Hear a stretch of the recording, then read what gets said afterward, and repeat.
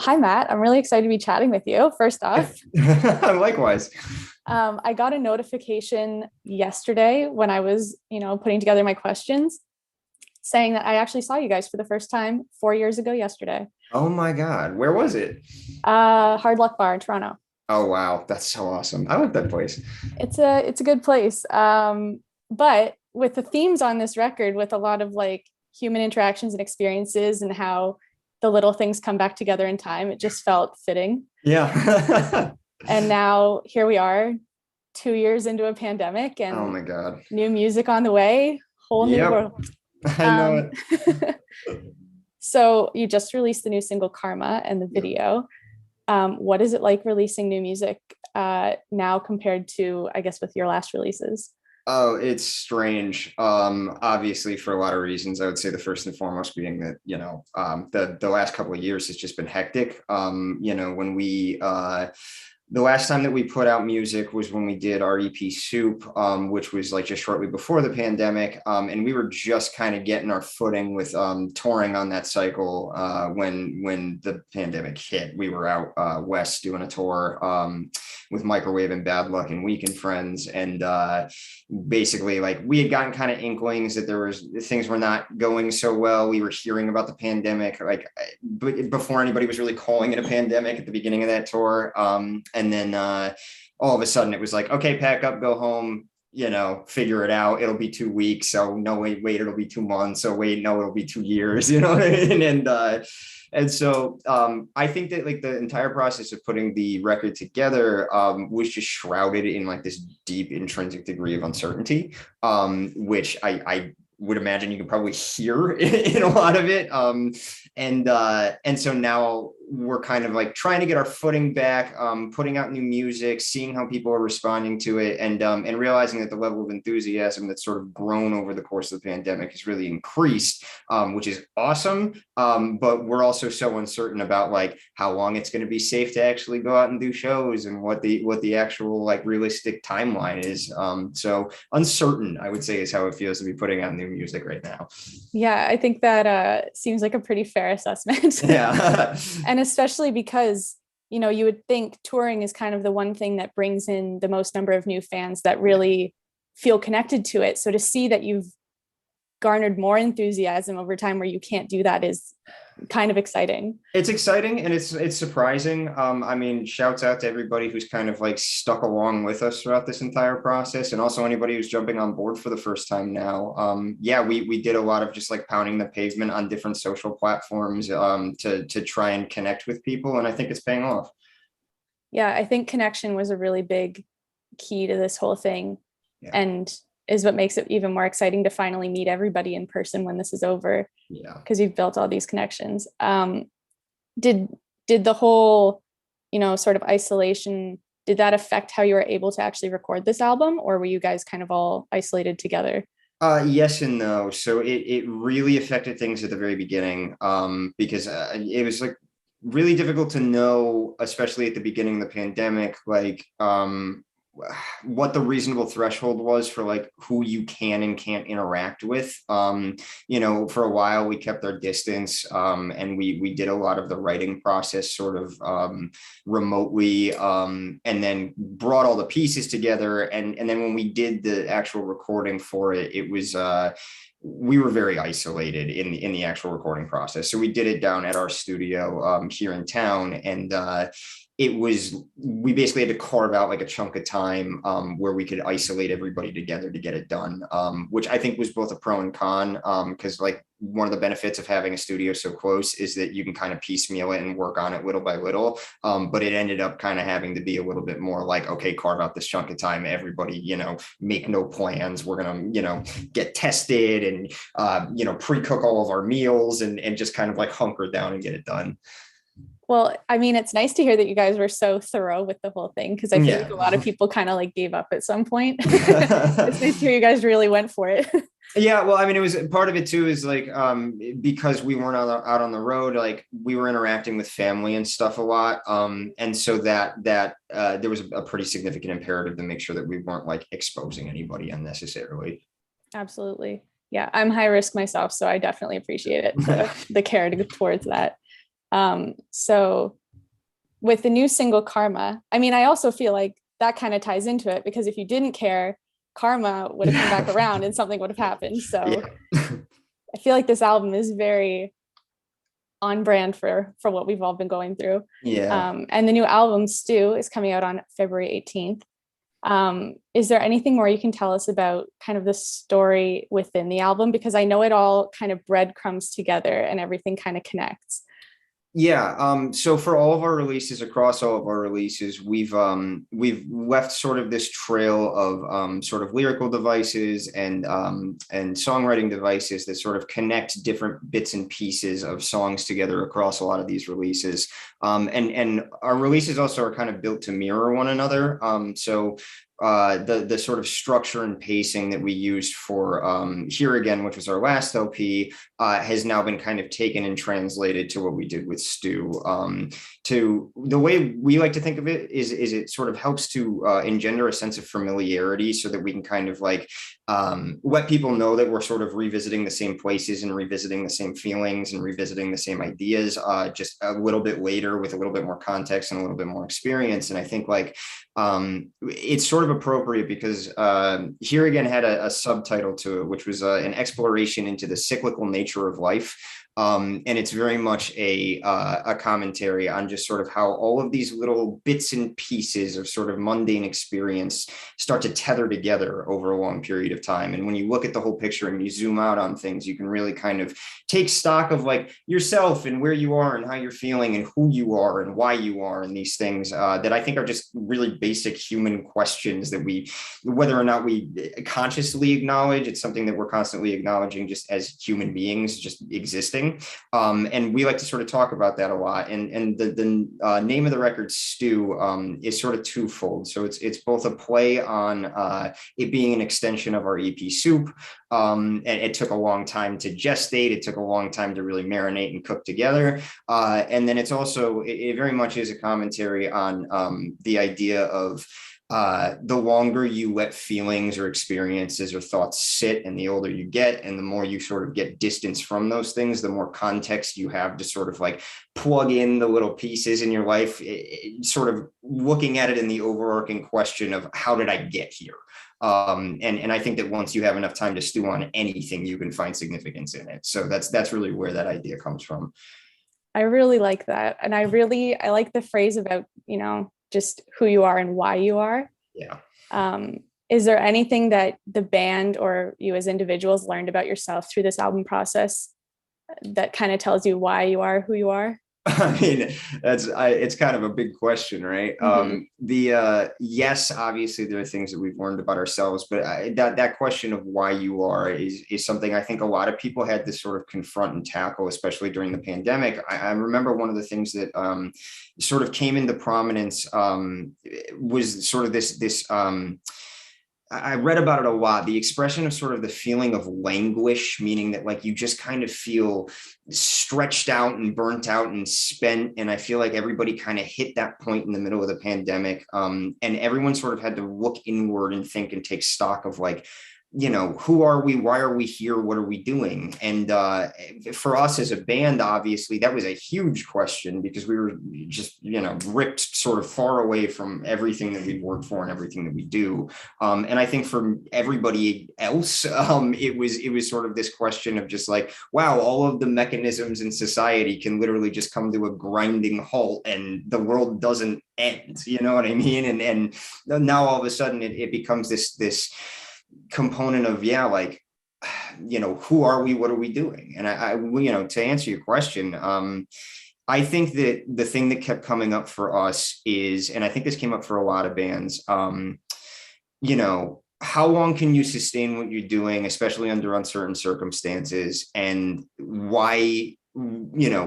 why do you keep saying yes to the opportunity to continue doing what you're doing, even under difficult circumstances? And even still right now, we're answering the question of why do I keep saying yes? And I think that like, it's this intrinsic thing that like, I don't know if I'll ever have like a concrete hold on, but there is a reason that we keep saying yes. And it's very much baked into sort of the character of our identity as people.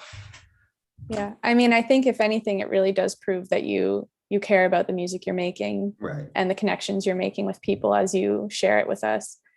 Yeah, we Which care is about it cool. probably more than anything else. And without the strip away everything else, it's like without the opportunity to actually go play, without the guarantee that everything's going to be, great and the gears are going to keep moving 6 months from now, you really start to kind of identify the why.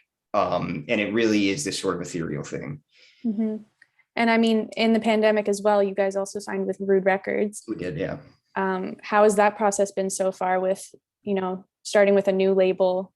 I'm not even sure. Have you been able to like meet them in person and get to know everybody? We haven't been able to meet them in person. Although again, I think it was funny because like it would be weirder if we hadn't been just kind of communicating with people via Zoom calls throughout the entirety of the last year and a half. So like it wasn't that strange to not really be like standing in person face to face. This is the way that we've had the primary bulk of our interaction with them.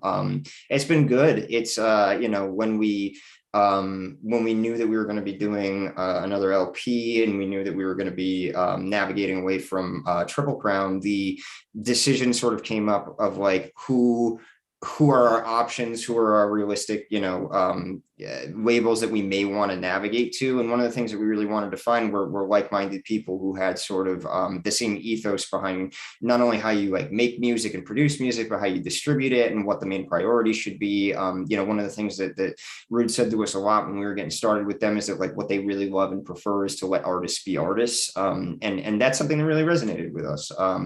So, I mean, aside from, I always joke that like, I think the only communication barrier that we ever have with them is when we're like speaking in colloquialism, because like a certain turn of phrase may just not resonate the same way when you're going through a tiny language barrier. But besides that, it's been a joy. That's awesome. And it's great to hear because I know a lot of bands, I think during this time have kind of reassessed how they feel about labels. Yeah. And it's always nice to find good ones that are a good fit. Yeah, and I think it's also like, regardless of the pandemic, I think the question of just what a record label's role is in a band's life now, in sort of like the modern ecosystem, it's kind of in this constant state of flux. So like you really have to make sure that you have a good personal relationship with those people to make everything make sense, Absolutely. And you've been a band now for 10 years. Yeah. So I feel like 11. That's wild. Yeah. But I mean, it's also nice because I feel like then you definitely get a sense of who you are and what you value. Yeah. So you can go into those meetings knowing what you're willing to kind of waver on and what is not on the table. Yeah, there's a lot to that. And I think like it's a constant learning experience because I talk about this sometimes, but like the difference of what sort of being a musician was when we started versus what it is now is massive. I mean, the landscape has changed significantly.